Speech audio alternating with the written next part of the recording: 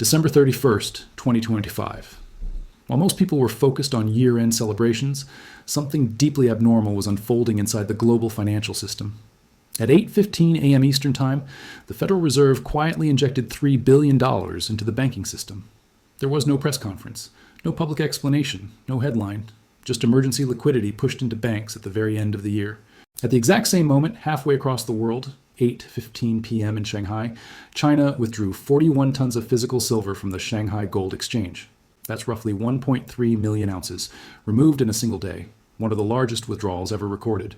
Two events, same minute, same day. And no, this was not coincidence. The Federal Reserve does not inject billions of dollars on New Year's Eve unless something is breaking. Banks don't suddenly need emergency liquidity unless they're facing margin calls, collateral shortfalls, or derivative losses that can't be covered under normal conditions. And China doesn't need to remove 41 tons of silver in one transaction unless they understand something. Most of the world doesn't that the Western paper silver market is nearing failure. What happened on December 31st wasn't random. It was stage 4 of a repeating historical pattern. A pattern that explains how rising powers quietly extract strategic commodities from declining financial systems. I call it the 4-stage strategic metal transfer cycle. Once you understand this cycle, the Fed's $3 billion injection and China's silver withdrawal stop looking mysterious. They become inevitable. Let's break it down. Stage 1, paper market dominance and price suppression.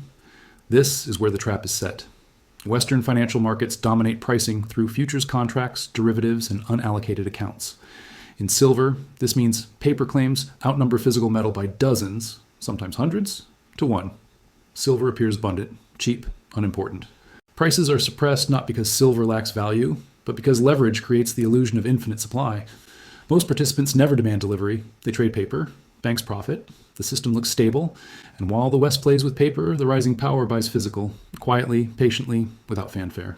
Stage 2, strategic accumulation and infrastructure control. This is where China has spent the last 2 decades. They didn't just buy silver. They built refineries, vaults, exchanges, logistics networks, and independent pricing mechanisms. They encouraged domestic ownership. They accumulated metal while prices were artificially low. Western institutions saw silver as a nuisance asset, volatile, outdated, inconvenient. China treated it as strategic.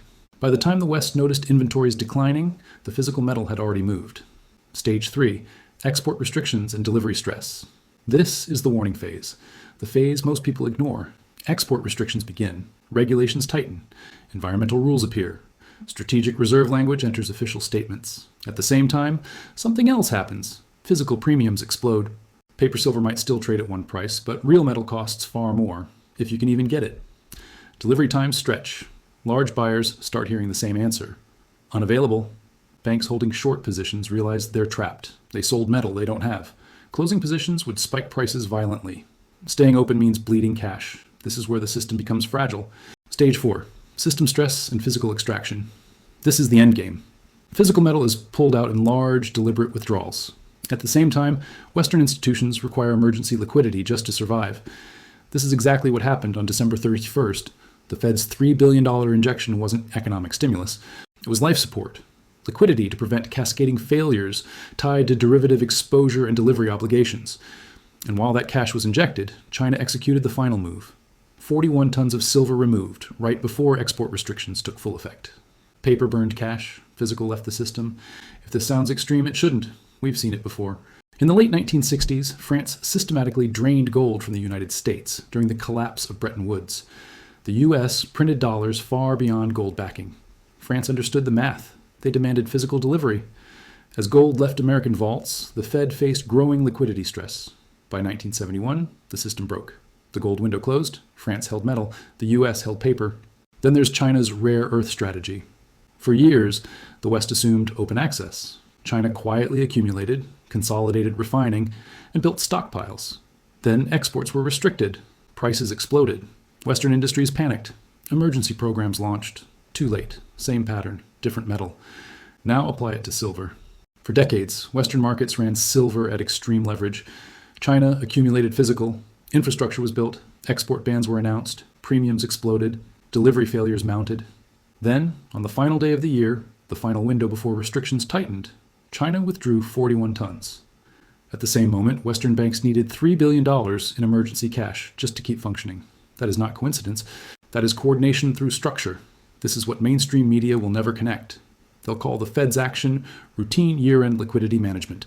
They'll call China's withdrawal strategic reserve adjustment. They will never say the obvious. The paper-silver market is cracking and physical metal is being removed while it still can be. Here's the uncomfortable reality. If you hold paper-silver, ETFs, futures, unallocated accounts, you hold claims, not metal. And claims only work as long as delivery is optional. If you hold physical silver outside the system, you hold the asset that required emergency central bank liquidity to avoid admitting it couldn't be delivered. December 31st, 2025 will not be remembered for fireworks. It will be remembered as the day the paper-physical divide became undeniable. The Fed burned cash to keep the system alive. China secured metal and closed the door. Pattern recognition beats prediction. And the pattern says one thing clearly. Stage 4 has already begun. The only question now is who holds promises and who holds metal.